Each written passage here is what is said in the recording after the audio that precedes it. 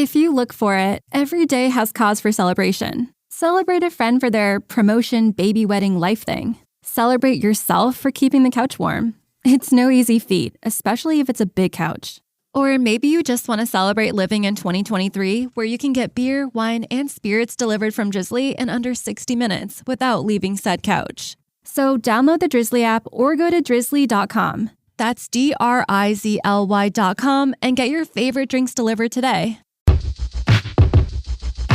The Venture X card from Capital One gives you premium travel benefits, perfect for seeing Taylor Swift The Eras Tour. Presented by Capital One. Ooh, I do love her. Earn 5 times miles on flights and 10 times miles on hotels through Capital One Travel. Enjoy your stay in Suite 13. Whoa, 13? That's Taylor's lucky number. The Venture X card from Capital One. What's in your wallet? Terms apply. See CapitalOne.com for details. Hey, it's Mistress Carrie reporting for duty from MCHQ for episode 100 of the Mistress Carrie podcast. And before we get to this week's guest, Lzzy Hale from Halestorm, I wanted to let you know that Facebook parent company Meta is confirming that it is going to stop offering podcast integration and it's going to close down its overall audio hub in the next couple of weeks. That means that the Mistress Carrie podcast will no longer automatically appear on your feed if you liked my official Facebook page. So, to keep getting notifications that new episodes of the Mistress Carrie podcast are here, make sure you follow and subscribe wherever it is that you listen to podcasts. The Mistress Carrie podcast is available on Apple, Google, Spotify, Odyssey, iHeartRadio, Stitcher, Deezer, Overcast, TuneIn, Player FM, Podcast Republic, Downcast, Beyond Pod, Podbean, Podcrusher, Bullhorn, Podkicker, Pandora, Pocket Cast, Radio Public, Amazon, Podcast Addict, Mozilla, Castbox, and so many more. You can get more links and more details at mistresscarrie.com. Well, we've made it to 100 episodes. I can't believe it. And I wanted to make sure we had an extra special guest for our 100th episode. And I'm happy to say this week we're joined by Lzzy Hale from Halestorm. This coming Friday, May 6th, Halestorm will release their new album, Back from the Dead. And this summer, Halestorm is headed out on tour with The Pretty Reckless, The Warning, and Lilith Czar. They've got a tour stop scheduled at the Leader Bank Pavilion in Boston on July 19th, and tickets are available now. There's a link with more details in the show notes of this podcast. Lzzy and I had a lot to catch up on. The writing process of the new album, Back from the Dead, through COVID, the song inspiration during a pandemic. She talked about her relationship with the fans, touring, the side gigs as a video host and interviewer that she was doing, how she started painting. She talked about women in rock, living in Nashville, and so much more. I've known Lzzy for a long time, and she has always manifested the true spirit of rock and roll. And I'm so excited to have her as my guest on episode 100 of the Mistress Carrie podcast. So allow me to reintroduce you to Lzzy Hale from Halestorm.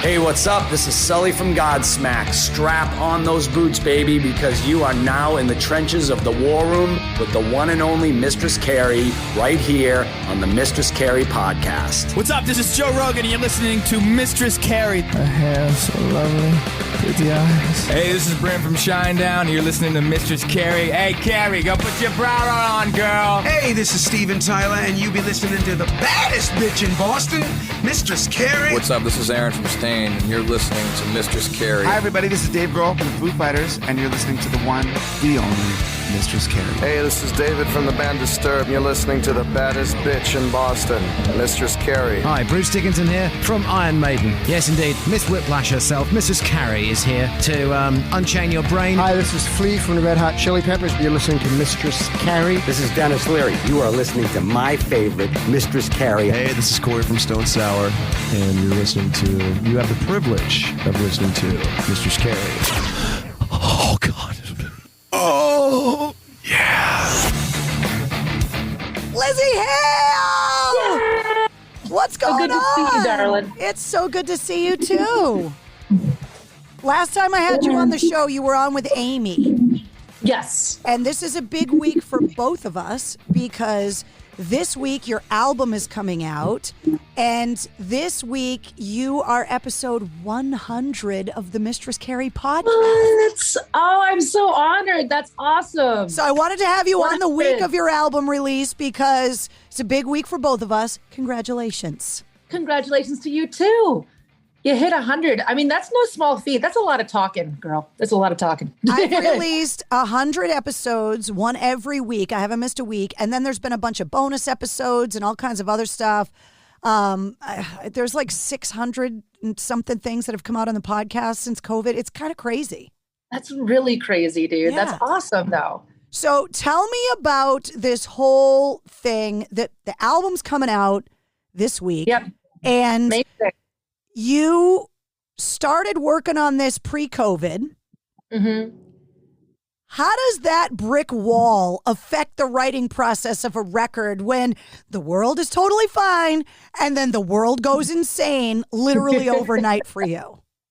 Literally, it would have been a very, very different record if the world hadn't changed and hadn't stopped. So it was a huge factor, you know. I mean, considering, well, there's a lot of different things. I mean, like professionally, just being out of your element, all of a sudden, the future stops, the plans stop, the touring stops, the camaraderie with your bandmates stops. You know, all of these little things that you hold near and dear, and then what ends up happening is that you realize, well, okay, all of those things that are a part of my life, this band, a live show every now and again to get out of that dark cloud, your community, the people that you see every day, the forward movement, the mission.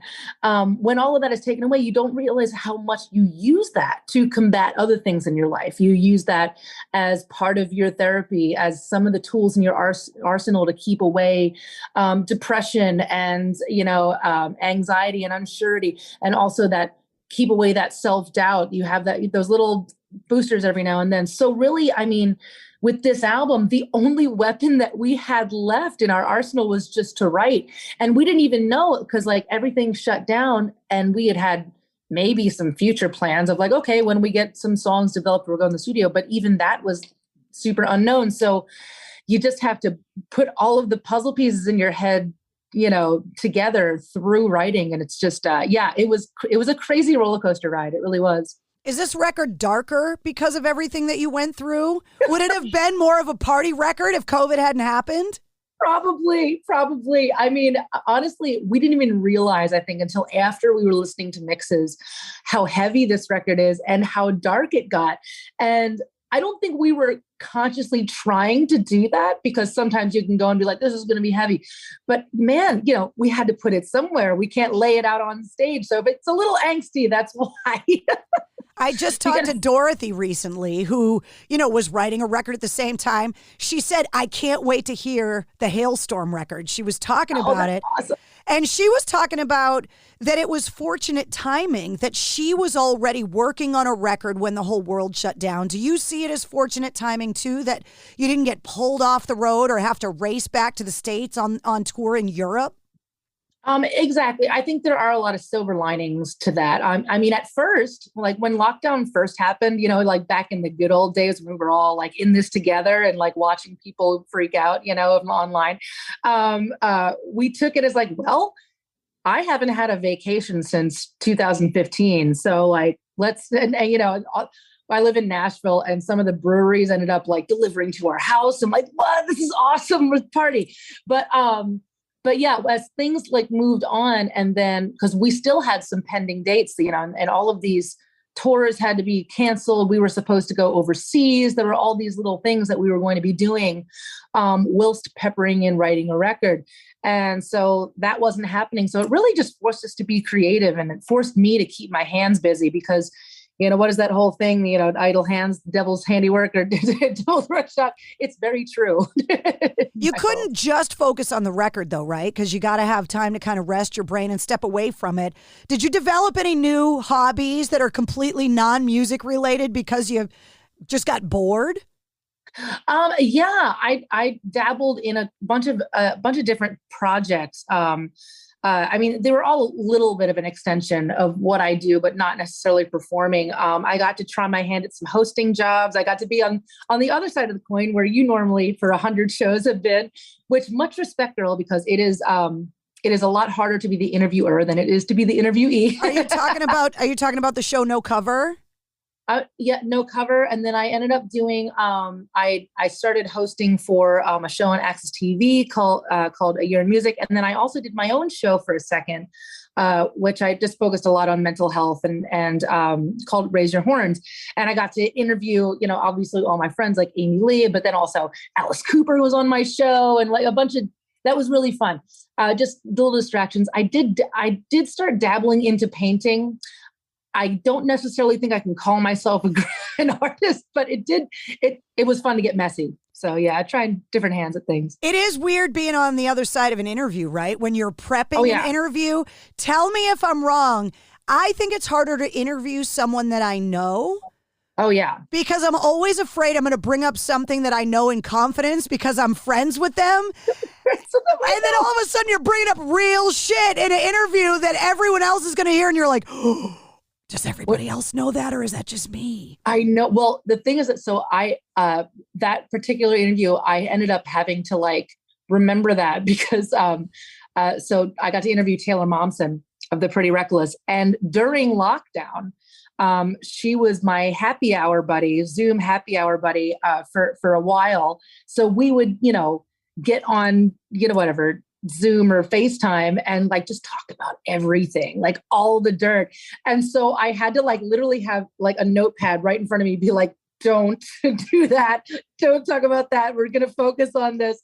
Yeah. It's a lot harder to interview people, same with like performing for people that like, if it's your family, I feel like it's similar. Like anytime, like I have family over for like a holiday or something, they're like, oh, Lzzy, like you should sing that Christmas song at the piano. I'm like, I don't want to sing in front of you.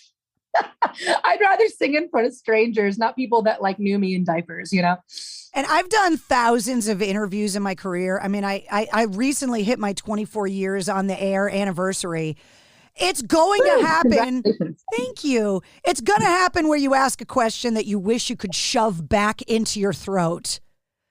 Did you ask somebody something and you're just like, I can't friggin' believe I just asked them that? I don't think it was anything super detrimental, but I do have a tendency to be a huge dork. So I feel like there were a lot of moments where I said something and I'm like, oh, that was so cheesy. Like you're talking to like this legendary guy. Like, I feel like I was talking to some of the girls from L7 and I was like trying to like just be real cool about it because they're like quintessentially like the coolest. And I feel like I said something super cheesy about like, the early beginnings of their career. I'm just like, they don't want to talk about that. Okay, it's just, why did I do that? But yeah, so definitely a lot of dorkism. I've had to accept a lot of that about myself. That's not necessarily going away anytime soon. We talked about it when you were on with Amy Lee, when you guys announced the co-headlining tour with Evanescence, about this era where women have really kind of stepped to the forefront when it comes to rock. You look back at L7 as a great example of a time where it wasn't as easy for them. No, not at all. They were the queens of thrash, rock, and they had this crazy, gnarly sound that really, I mean, they weren't even paying attention. Like I remember talking with them about how when I was a kid, I kind of had some blinders on. It's not like I was super prepared. Like nobody sat me down and was like, hey, by the way, you're going to be treated a little differently because you're a chick and the business and all that. I just had my blinders on. So I would forget a lot of times that like I'm a girl until somebody would bring it up. And what I love about them, and especially those early videos of them just like laying waste to the stage, is that they weren't even thinking about it. And I think that's so incredibly empowering, and then of course, you go through those small, those hurdles that only we know as being in this industry, yourself included, of trying to not only prove that you, that you can do all the things that you say you can do, but prove that you deserve to be there. And for a very, very superficial reason, which is out of our control, is that I was born a girl. If I was born a dude, I'd still be doing this same thing. I guarantee you. You just wouldn't be wearing those heels, or maybe you would be. Maybe. You never know. You never know. That reminds me. So we were in Auckland, New Zealand, back, BC before COVID, got to open up for Judas Priest. And I was talking to Rob Halford, who is the sweetest man in metal, by the way. Just a doll. We were walking out to the buses and I still had my heels on. And he looks at my shoes. He's like, oh, I wish I had a pair just like that. So I found one. I found a pair just like them, but in his size. So I did a little detective work, got together with some of his people. I'm like, does he have a mailing address? Ended up getting it to him for Christmas. And he posted some pictures of himself in some heels. So I'm very proud. I was going to say, I feel like I saw pictures of him in those heels thanking you for the gift. So you never know. If I were a dude, maybe I'd be just a little bit bigger feet, maybe. So talking about this, you talked about it with Amy Lee, this new tour with Taylor Momsen, your happy hour buddy, and The Warning and Lilith Czar, you're continuing to kind of put this kind of tour together this summer. You're coming to the Leader Bank Pavilion in Boston in July. Look out, because the badass bitches are coming. Oh, yeah. I mean, it's very important. It was important for Amy and I to do that. But also, it's just really stemming off of that. I'm in a beautiful position. I'm so lucky obviously there was hard work to get here too, but I am so lucky to be in a position that I'm able to be on this wave with so many other amazing artists. And so to be able to literally be in a position where you can pick and choose and just decide, be like, okay, I'm going to have my Buzz and Pretty Reckless out because she's just a badass. And then you have The Warning, who I've never toured with. I think this is going to be one of their first around the country. And they're three sisters from Mexico and they're all under 21. It's like, I want to give them that opportunity. And then the same thing with Lilith Czar. We became super friends when we were out with, with Evanescence. And so just basically one of those things like, hey, what are you doing this summer? And it's great because what I love about talking about it, and I know that, there's this balancing act between making it into something, making it into this, chick rockdom, situation.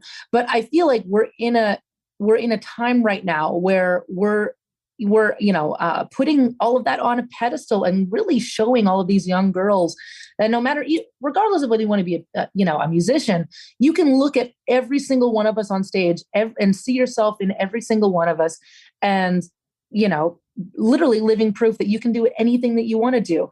And what I remember that happening for me when I first heard Ann Wilson sing live, it sounds really silly, but it was like, oh, girls can sound like that. And I'm a girl. Cool. That makes it possible. And it makes it, I don't know, that bridge to your dream just a little shorter.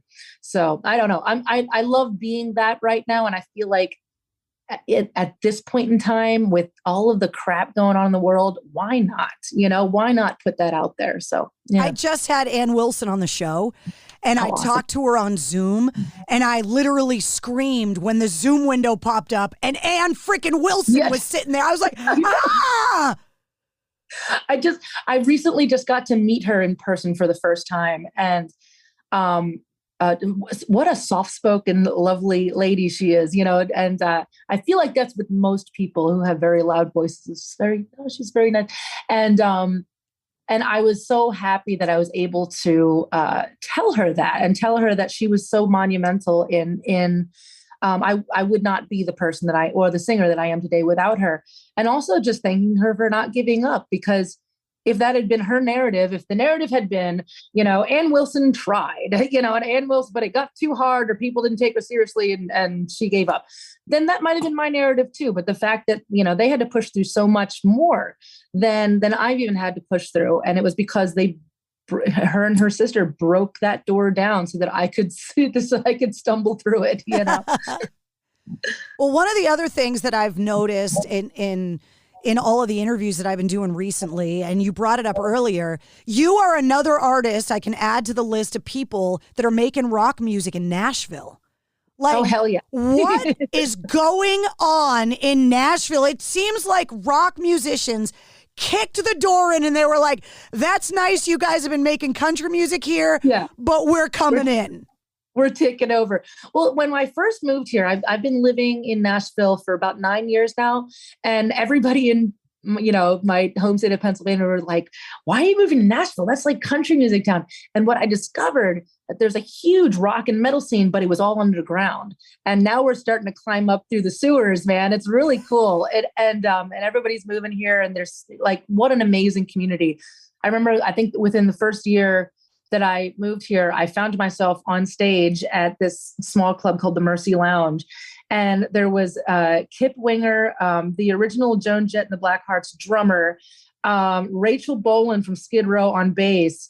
And we're all doing a Judas Priest cover or something like that. And I'm like, I look around, I'm like, what is life right now? I think I need to stay, because we moved here kind of on a whim. We were following the guitars and trying to, be closer to where the buses come in and out, and, just basically, saving some money on the road, and then just fell in love with it. So yeah, if you're a rock musician, this is the place to be right now. It's insane, the artists that are making music there, or either just going there to record a record.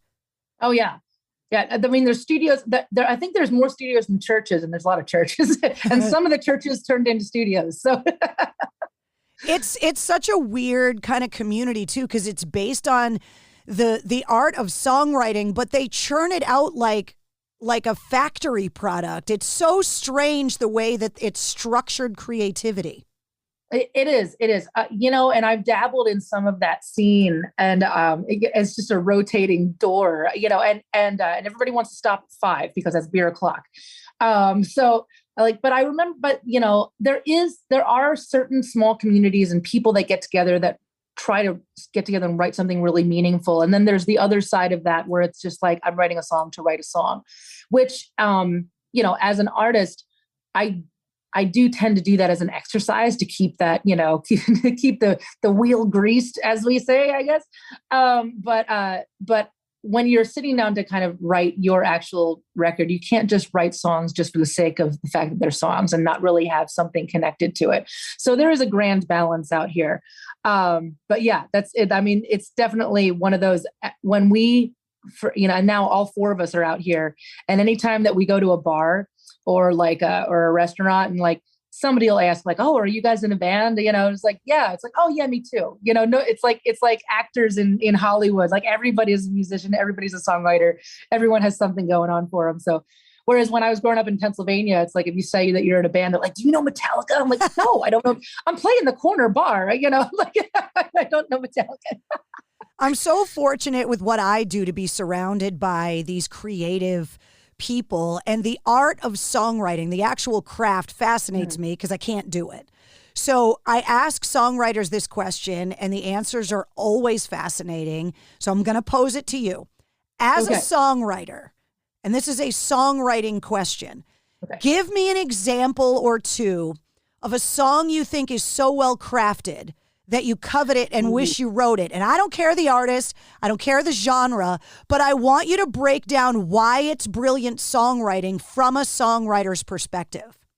Okay. God, there's so many of them. I'm going to end up having to go with the late, great Tom Petty.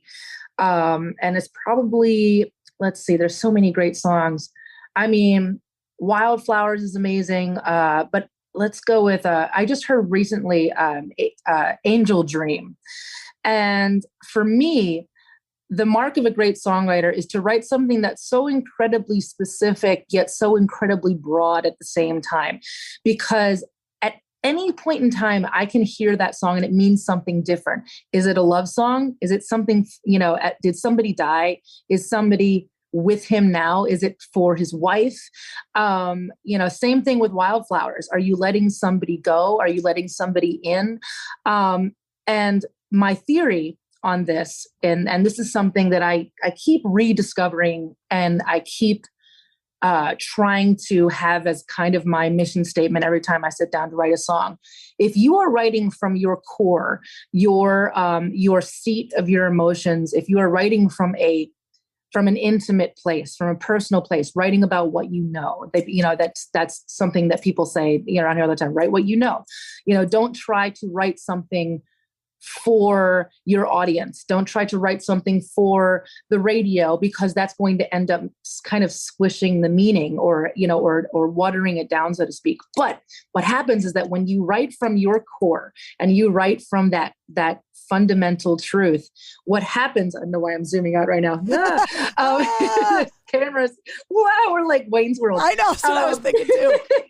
But when that happens, it actually in turn becomes more universal, because what you realize during that process is that if you were truly feeling something in that process, that actually you're not alone in that, and millions of other people were going through that. So you're able to touch somebody's life, not because you set out to touch anybody's life, or not because you said, this is going to change the world. Nobody knows that.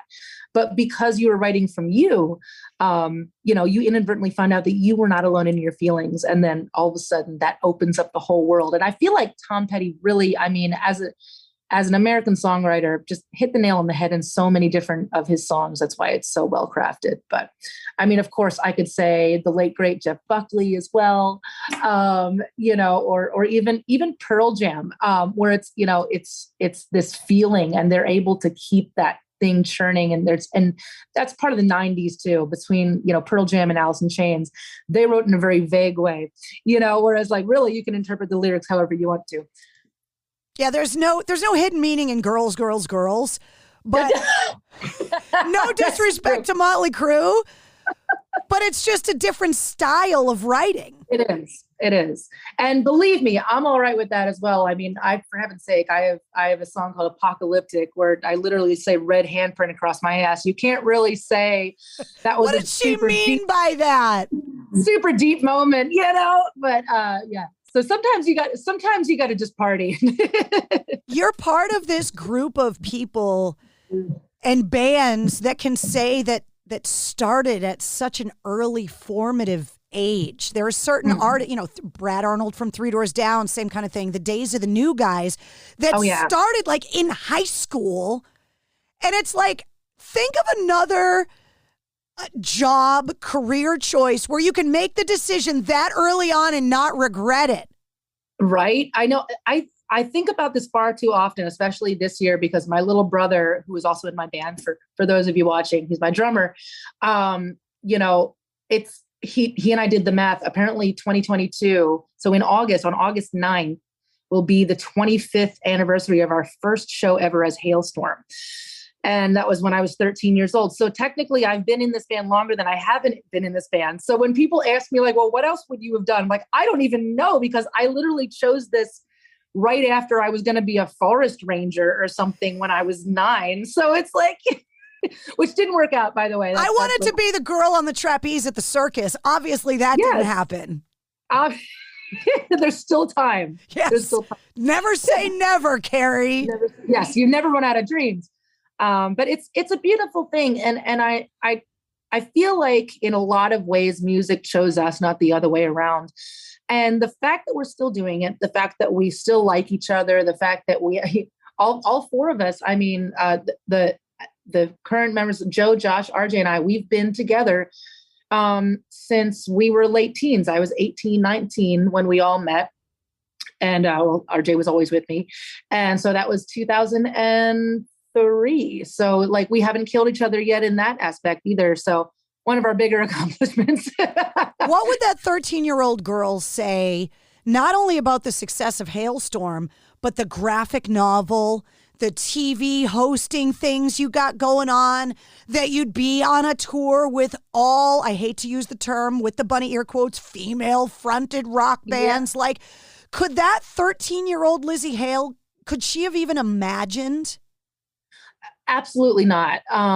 There have been so many twists and turns in our journey that I would have never predicted, that I would have never believed could actually happen.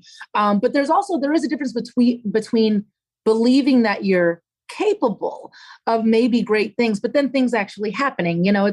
I know so many amazingly talented bands, that never even make it to their first major release, or never make it past their first release, or never even get past the bar and local scene. So it's just, it's one of those things that we're very lucky. Obviously we've worked hard. We have never given up, even if that means, taking 2 steps back every now and then, in order to take a leap of faith forward. But it's just amazing. It's amazing. It would blow her little mind, I feel like, especially considering that I'm kind of a reformed introvert. I was a very shy child, and I cite this band with showing me how to develop some type of self-confidence and actually have something that's mine, take ownership of something that I feel is special about myself. And, so yeah, I would be a very different person if I had not chosen this as my path. How would that 13-year-old with the keytar done on No Cover? Oh my gosh. I don't know. I think that if I had seen her, I would be encouraging, as in I'd be like, you have something going on, but you have a little ways to go yet. I don't think I would have thrust her into a record deal just yet. But I probably would have been like, I have one of those. You seem like the nicer of the judges. Some of those comments are pretty harsh. Yeah. Well, I had my moments. There were a couple, things that really needed to be said about some attitude adjustments, girl. from some of the contestants. But for the most part, me, I want to be encouraging, but I also don't want to give anybody like the illusion of, if I see that you're going down the wrong path, let me give you some advice. But what a wonderful thing to be a part of.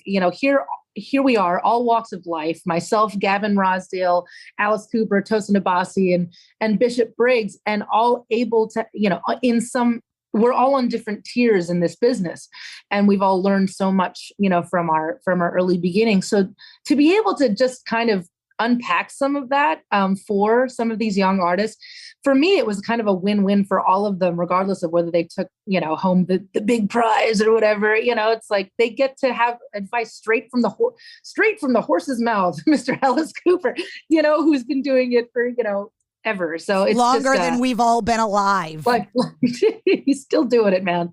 That man, he has such amazing stage presence. He never calls it in. What a nice dude. What a legend.